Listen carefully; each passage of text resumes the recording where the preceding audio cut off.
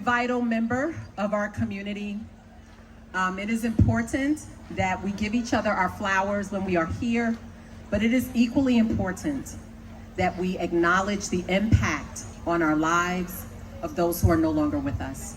So without further ado, I introduce Josh from ACLU and Susan from PFLAG and Amberlyn.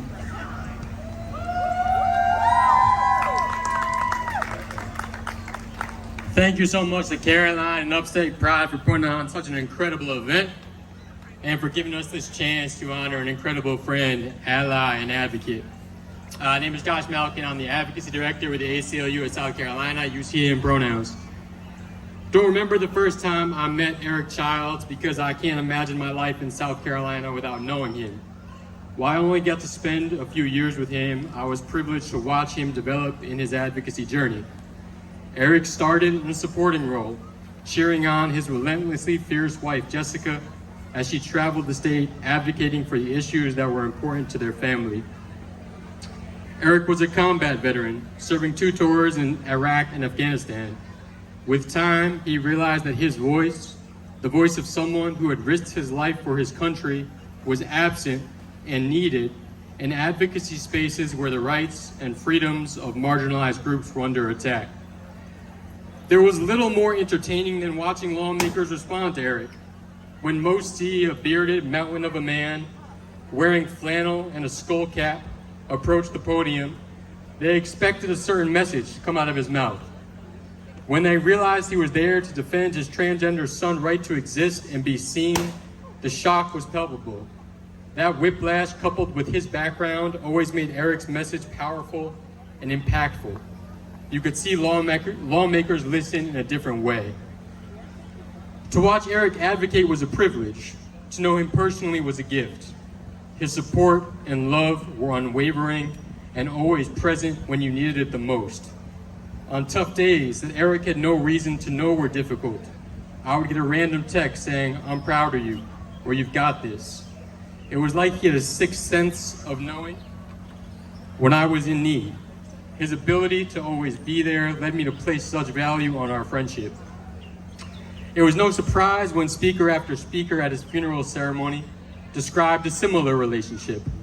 Impulsively, I had a sense of jealousy, but by the time the 4th or 5th speaker described their relationship with Eric, that was replaced by awe. Eric worked 2 jobs, he was in school, he was an incredible father and husband. That he found time to be an amazing friend to so many was inspirational. In everything he did, Eric embodied passion and love. We at the ACLU of South Carolina were privileged to know him as an advocate and friend. Eric, your spirit will always be with us. Anytime someone receives a giant hug when it's needed most, you'll be there. Anytime someone puts their arm around a crying stranger, you'll be there. Anytime someone steps up to a podium to passionately defend the rights of others, you'll be there. Eric, on behalf of those of us who believe in defending the civil rights of all South Carolinians, thank you for everything you did and everything you leave behind. We love you, we'll miss you.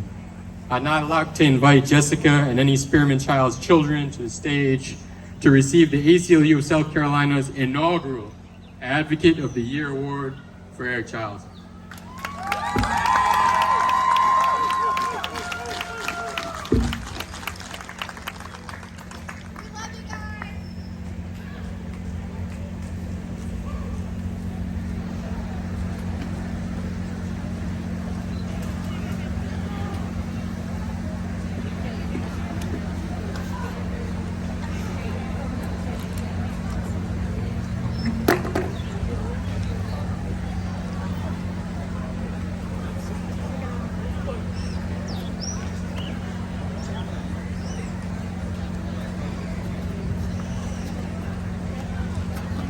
While this is amazing and Eric would love every second of this, it would be remiss if I just didn't quote him, because he was so eloquent when he spoke.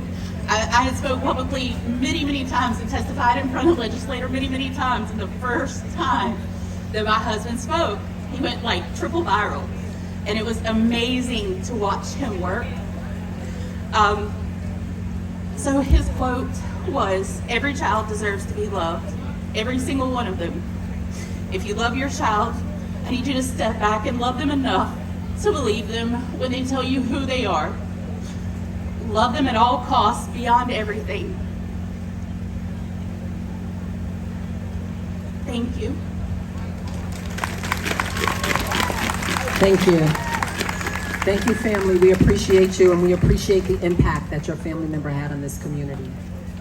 May his memory continue to be a blessing. Right now, I'm going to bring up Jody.